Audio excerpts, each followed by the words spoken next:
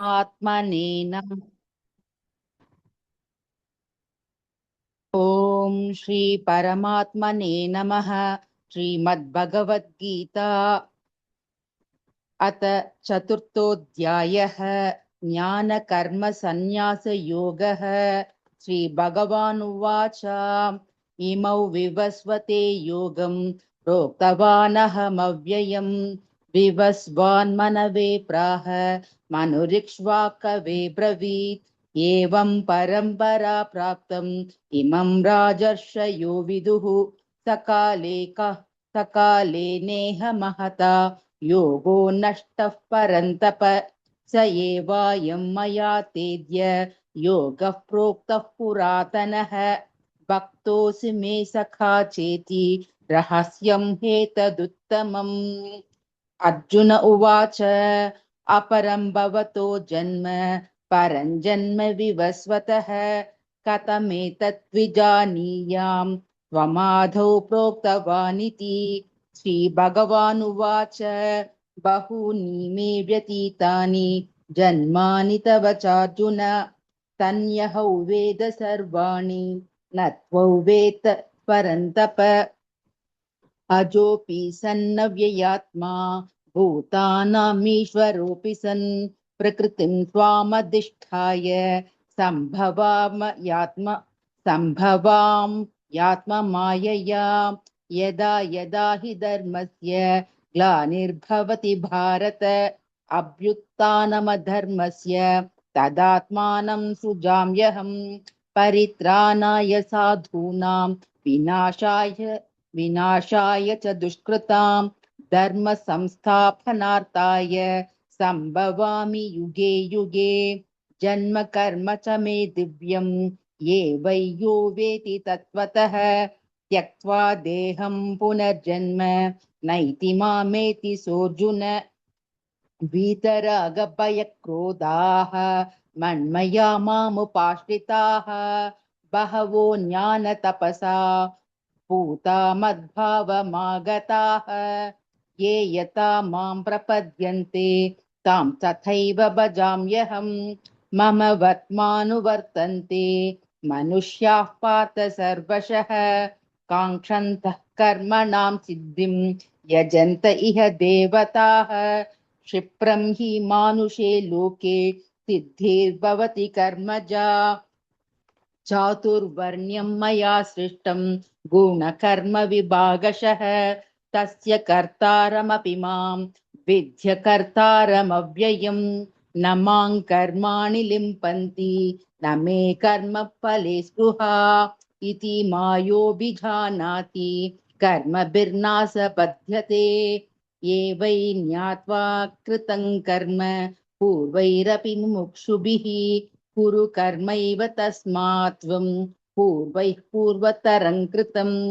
किं कर्म किमकर्मेति कवयोऽप्यत्र मोहिताः तत्ते कर्म प्रवक्ष्यामि यज्ञात्वा मोक्षयेषु भात् कर्मणो ह्यपि बोधव्यं च विकर्मणः अकर्मणश्च बोधव्यं गहना कर्मणो गतिः कर्मण्यकर्म यः पश्येत् कर्मणि च कर्म यः स बुद्धिमान् मनुष्येषु स युक्तः कृत्स्न कर्मकृत् यस्य सर्वे समारम्भाः कामसङ्कल्पवर्जिताः ज्ञानाग्निदग्धकर्माणं तमाहुः पण्डितं बुधाः त्यक्त्वा कर्मफलै सङ्गं यत्र नित्यतृप्तो निराश्रयः कर्मण्यभिप्रवृत्तोऽपि नैव किञ्चित् करोति सः निराशीर्यत चित्तात्मा त्यक्त सर्वपरिग्रहः शारीरं केवलं कर्म कुर्वन्नाप्नोति खिल्बिषम् यदृच्छालाभसन्तुष्टः द्वन्द्वातीतो विमत्सरः समसिद्धावसिद्धौ च कृत्वापि न निबध्यते गतसङ्गस्य मुक्तस्य ज्ञानावस्थितचेतसः यज्ञायाचरतः कर्म समग्रं प्रविलीयते ब्रह्मार्पणं ब्रह्महविः ब्रह्माग्नौ ब्रह्मणाहुतं ब्रह्मैव तेन गन्तव्यं ब्रह्म कर्म समाधिना दैवमेवापरे यज्ञं योगिनः पर्युपासते ब्रह्माज्ञावापरे यज्ञं यज्ञेनैवोपजुह्वति श्रोत्रादीनीन्द्रियान् यन्ये संयमाग्निषु जुह्वति शब्दादीन् विषयानन्ये इन्द्रियाग्निषु जुह्वति सर्वनीन्द्रियकर्माणि प्राणकर्माणि चापरे आत्मसंयम्य योगाग्नौ जुह्वति ज्ञानदीपिते द्रव्ययज्ञास्तपो यज्ञाः योगयज्ञास्तापरे स्वाधाय यज्ञा स्वाधाय यज्ञान यज्ञश्च यतयः संशितव्रताः अपाने जुह्वति प्राणं प्राणे पानं तथा परे प्राणापानगतिरुद्ध्वा प्राणायामपरायणाः अपरे नित्यताहाराः प्राणान् प्राणेषु जुह्वति सर्वेऽप्येते यज्ञविदः यज्ञक्षपितकल्मषाः यज्ञशिष्टामृतभुजः यान्ति ब्रह्म सनातनम् नायल्लोकोऽस्य यज्ञस्य कुतोऽन्य कुरु सत्तम एवं बहुविधा यज्ञाः वितता ब्रह्मणो मुखे कर्मजान् विद्धितान् सर्वान् एवं ज्ञात्वा विमोक्ष्यसे श्रेयान् द्रव्यमाया मयाद्यज्ञात् ज्ञानयज्ञाः परन्तप सर्वकर्माखिलं पार्थ ज्ञाने परिसमाप्यते तद्विद्धि प्रणिपातेन परिप्रश्नेन सेवया उपदेक्ष्यन्ति ते ज्ञानं ज्ञानिनस्तत्त्वदर्शिनः यज्ञात्वा न पुनर्मोहम् एवैयास्यसि पाण्डव येव न भूतान्यशेषेण द्रक्ष्यस्यात्मन्यतो मयि अपि चेदसि पापेभ्यः सर्वेभ्यः पापकृत्तमः सर्वं ज्ञानप्लवेनैव वृजिनं सन्तरिष्यसि यतैदांसि समिद्धाग्निः यतैदांसि समिद्धोऽग्निः भस्मसात् कुरुतेऽर्जुन ज्ञानाग्निः सर्वकर्माणि भस्मसात् कुरुते तथा न हि ज्ञानेन सदृशं पवित्रमिह विद्यते तत्स्वयै योगसंसिद्धः कालेनात्मनि विन्दति श्रद्धावा लभते ज्ञानं तत्परः स यतेन्द्रियः नायल्लब्ध्वा परां शान्तिम् अचिरेणाधिगच्छति अग्नश्च श्रद्धदानश्च संशयात्मा विनश्यति नायल्लोकोऽसि न परः न सुखं संशयात्मनः योगसन्न्यस्तकर्माणं ज्ञानसञ्चिन्न संशयः आत्मवन्तनकर्माणि निबध्नन्ति धनञ्जय तस्मादज्ञानसम्भूतं हृत्सञ्ज्ञानात्मनः चित्वैनं संशयै योगम् आतिष्ठोतिष्ठ भारत ॐ तत्सदिति श्रीभगवद्गीतासु उपनिषत्सु ब्रह्मविद्यायां योगशास्त्रे श्रीकृष्णार्जुनसंवादे ज्ञानकर्मसन्न्यासयोगो नाम चतुर्थोऽध्यायः। हरिः ओम्। ॐ श्रीपरमात्मने नमः। अथ पञ्चमोऽध्यायः कर्मसन्न्यासयोगः। अर्जुन उवाच सन्न्यासं कर्मणां कृष्ण पुनर्योगं च शंससि यच्छ्रेययेतयोरेकं तन्मे ब्रूहि सुनिश्चितम्। श्रीभगवानुवाच सन्न्यासस्कर्मयोगश्च निःश्रेयसकरावुभौ तयोस्तु कर्मसन्न्यासात् कर्मयोगो विशिष्यते। ज्ञेयः स नित्यसन्न्यासी यो न द्वेष्टि न काङ्क्षति निर्द्वन्द्वो हि महाबाहो सुखं बन्धात् प्रमुच्यते। साङ्ख्ययोगौ पृथक् बालाः प्रवदन्ति न पण्डिताः एकमप्यस्थितः सम्यक् उभयो विन्दते फलम् एत् साङ्ख्यैः प्राप्यते स्थानं तद्योगैरपि गम्यते एकं साङ्ख्यं च योगं च यः पश्यति स पश्यति सन्न्यासस्तु महाबाहो दुःखमाप्तुमयोगताः योगयुक्तो मुनिर्ब्रह्मा न चिरेणाधिगच्छति योगयुक्तो विशुद्धात्मा विजितात्मा जितेन्द्रियः सर्वभूतात्मा कुर्वन्नपि न लिप्यते नैव किञ्चित् करोमीति युक्तो मन्यते तत्त्वतः तत्त्ववित्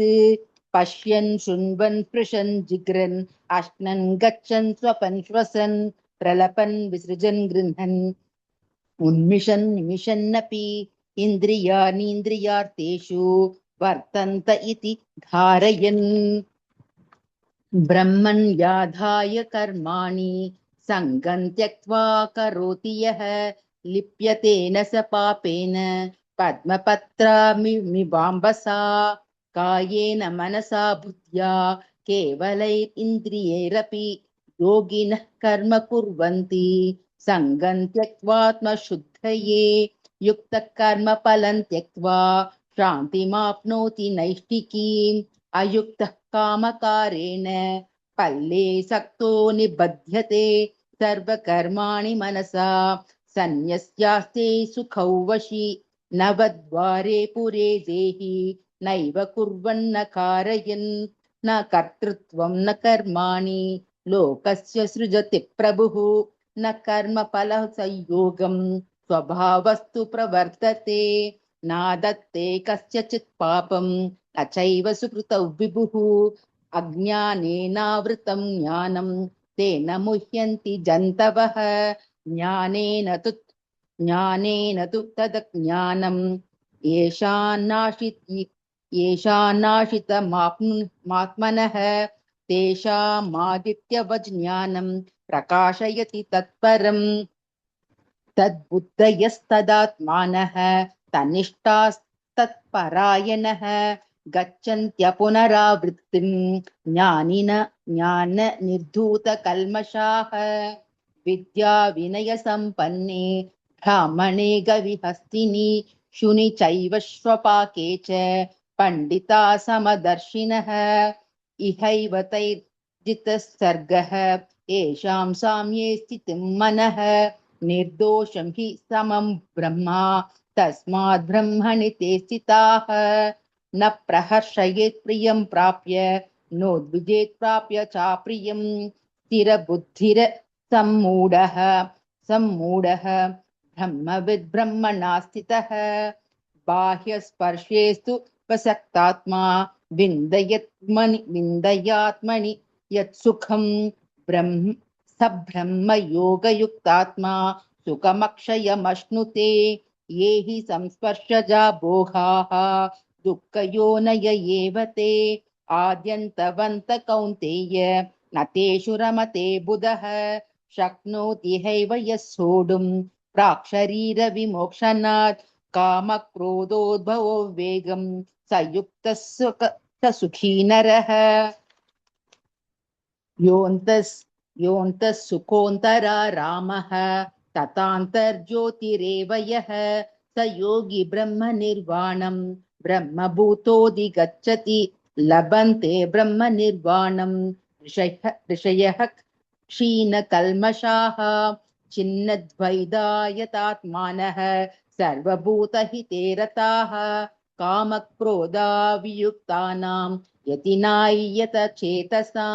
अभितो ब्रह्मनिर्वाणं वर्तते विदितात्मनां स्पर्शान् कृत्वा बहिर्बाह्यान् चक्षुश्चैवान्तरभ्रुवोः प्राणापानौ समौ कृत्वा नासाभ्यन्तरचारिणौ यतेन्द्रियमनो बुद्धिः मुनिर्मोक्षपरायणः विगतचेतभयक्रोधाः यः सोढमुक्त एव सः भोक्तारे यज्ञतपसां सर्वलोकमहेश्वरं सुहृदं सर्वभूतानां ज्ञात्वा मां शान्तिमृच्छति। ॐ तत्सदिति श्रीमद्भगवद्गीतासु उपनिषत्सु ब्रह्मविद्यायां योगशास्त्रे श्रीकृष्णार्जुनसंवादे कर्मसन्न्यासयोगो नाम पञ्चमोऽध्यायः। ॐ श्रीपरमात्मने नमः। श्रीमद्भगवद्गीता अथ षष्ठोऽध्यायः आत्मसंयमयोगः। श्रीभगवानुवाच अनाश्रितकर्मफलं कार्यं कर्म करोति यः स सन्न्यासी च योगी च न निरग्निर्न चाक्रियाः। यं सन्न्यासमिति प्राहुः योगन्तौ विद्धि पाण्डव न ह्यसन्न्यस्य संकल्पः योगी भवति कश्चन। आरुरुक्षोर्मुनेर्योगं कर्म कारणमुच्यते योगारूढस्य तस्यैव शमः कारणमुच्यते। यदा हीनेन्द्रियस्तेषु न कर्मस्वनुषज्यते सर्वसङ्कल्पसन्न्यासी योगारूढस्तदोच्यते। उद्धरेदात्मनात्मानं नात्मानमवसादयेत् आत्मैव ह्यात्मनो बन्धुः आत्मैव रिपुरात्मनः। बन्धुरात्मात्मनस्तस्य येनात्मैवात्मना जितः अनात्मनस्तु शत्रुत्वे वर्तेतात्मैव शत्रुवत्। जितात्मनः प्रशान्तस्य परमात्मा समाहितः शीतोष्णसुखदुःखेषु तथा मानपमानयोः ज्ञानविज्ञानतृप्तात्मा कूटस्थो विजितेन्द्रियः युक्त इच्छते योगी समलोष्टाश्मकाञ्चनः सुहृन्मित्रार्युदासीन मध्यस्तद्वेषबन्धुषु साधुष्वपि च पापेषु समबुद्धिर्विशिष्यते। योगी युञ्जीत सततम् आत्मानं रहसि स्थितः एकाकीयत चित्तात्मा निराशीरपरिग्रहः शुचौ देशे प्रतिष्ठाप्यः स्थिरमासानमात्मनः नात्युच्छ्रितन्नातिनीचं शैलाजिनकुशोत्तरम् तत्रैकाग्रं मनः कृत्वा यतचित्तेन्द्रियक्रियः उपविश्यासने युञ्जात् योगमात्मा विशुद्धये समं कार्यशिरो ग्रीवं धारयन्नचलं स्थिरः सम्प्रेक्ष्य नासिकाग्रं स्वं दिशश्चाज्ञावलोकयन् प्रशान्तात्मा विगतभिः ब्रह्मचारिव्रते स्थितः मनः संयम्य मच्चित्तः युक्त आसीत मत्परः युञ्जन्नेवं सदात्मानं योगी नियतमानसः शान्तिर्निर्वाण परमां मत्समस्तामधिगच्छति। नात्याश्नतस्तु योगोऽस्ति न चैकान्तमनस्नतः न चाति स्वप्नशीलस्य जाग्रतो नैव चार्जुन युक्तहाराविहारस्य युक्तचेष्टस्य कर्मसु युक्तस्वप्नावबोधस्य योगो भवति दुःखः। यदा विनियतं चित्तम्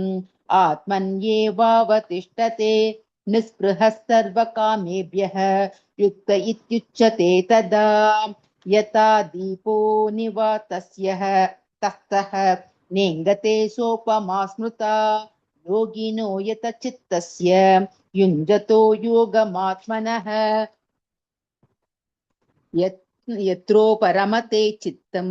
निरुद्धै योगसेवया यत्र चैवात्मनात्मानं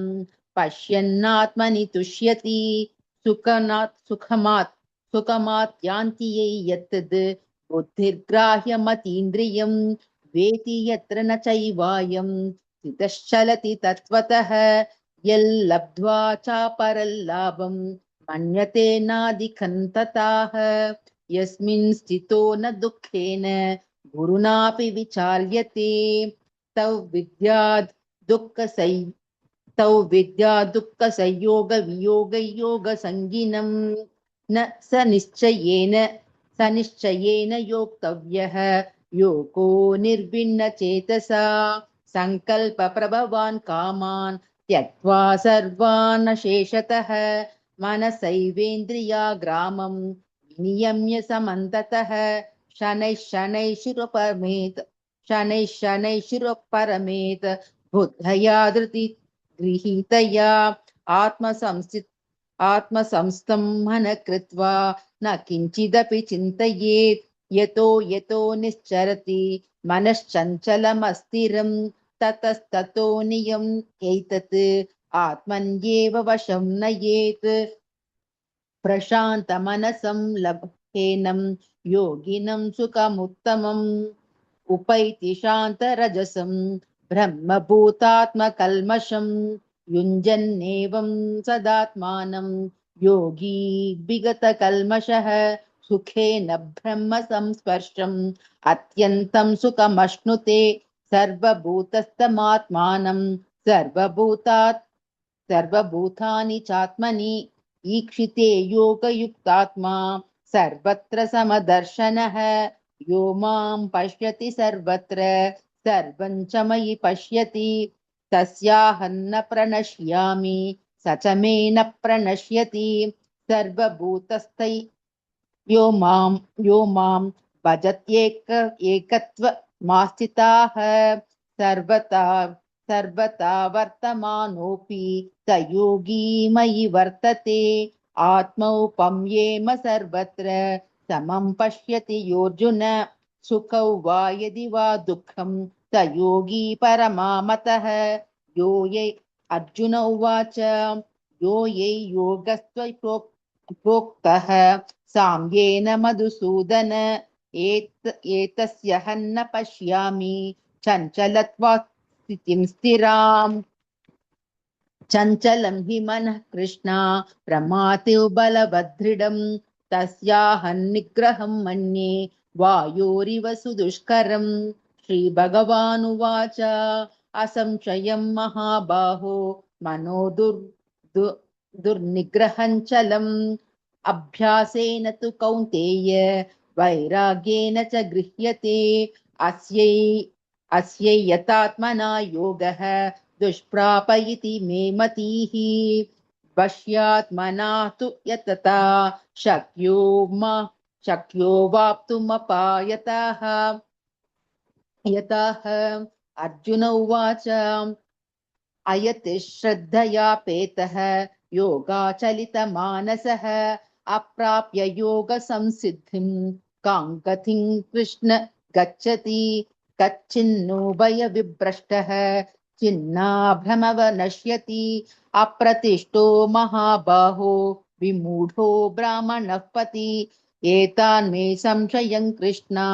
छेतुमर्हस्य शेषतः त्वदन्य संशयस्यास्य चेता न ह्युपपद्यते श्रीभगवानुवाच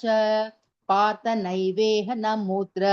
विनाशस्तस्य विद्यते न हि कल्याणकृत् कश्चित् दुर्गतिं तात गच्छति प्राप्य पुण्यकृता लोकान् उषित्वा शाश्वती समाः शुचीनां श्रीमताङ्गेः योगब्रह्मो भ्रष्टोऽभिजायते अथवा योगिनामेव कुले भवति धीमताम् एतद्धि दुर्लभतरं लोके जन्म यदीदृशम् तत्र तं बुद्धिसंयोगं लभते पौर्वदेहिकं यतते च ततो भूयः संसिद्धौ कुरु नन्दन पूर्वाभ्यासेन तेनैव ह्रियते ह्यवशोऽपि सः जिज्ञायोगस्य शब्दब्रह्मादि वर्तते प्रयात्नाद्यतात्मानस्तु योगी संशुद्ध किल्बिषः अनेकजन्म संसिद्धः ततो याति परागतिं तपस्विभ्योऽधिको योगी ज्ञानिभ्योऽपि मतोऽधिकः कर्मभ्येष कर्मभ्येष्टाधिको योगी तस्माद् योगी भवार्जुन योगिनामापि सर्वेषां मद्गतेनान्तरात्मना श्रद्धावान् भजते यो मां समे युक्तो तमो मतः। ॐ तत्सदिति श्रीमद्भगवद्गीतासु उपनिषत्सु ब्रह्मविद्यायां योगशास्त्रे श्रीकृष्णार्जुनसंवादे आत्मसंयमयोगो नाम षष्ठोऽध्यायः। श्रीकृष्णार्पणमस्तु।